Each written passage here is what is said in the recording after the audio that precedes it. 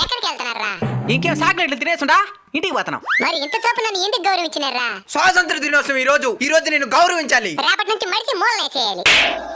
హరిగంతరంగా అని చెప్పి ఇంటి మీద జెండాలు ఎగరేస్తున్నారు, బాగానే ఉండదు. మళ్ళీ దాన్ని తీసి జాగ్రత్తగా భద్రపరుస్తున్నారా? అంటే అది ఒరే, ఇన్ని సంవత్సరాలకు జెండా పండుగ చేసుకుంటారు కదా, అసలు ఏం నేర్చుకున్నారా? ఏమీ నేర్చుకునేరా? మిగిలిన రోజులలో స్నానం అని చేస్తాం లేదు. జెండా పండుగ రోజు మాత్రం నీట్గా తలస్నానం చేసుకుని కొత్త బట్టలు వేసుకొని గుండెలపైన జెండా గుట్టుకొని జాతీయ జెండా ఎగరేసి జై హింద్ అంటాం. మళ్ళీ అట్టంత స్టాటస్లు పెట్టి రచ్చ రచ్చ చేస్తాం. ఇది దేశభక్తి. Of course.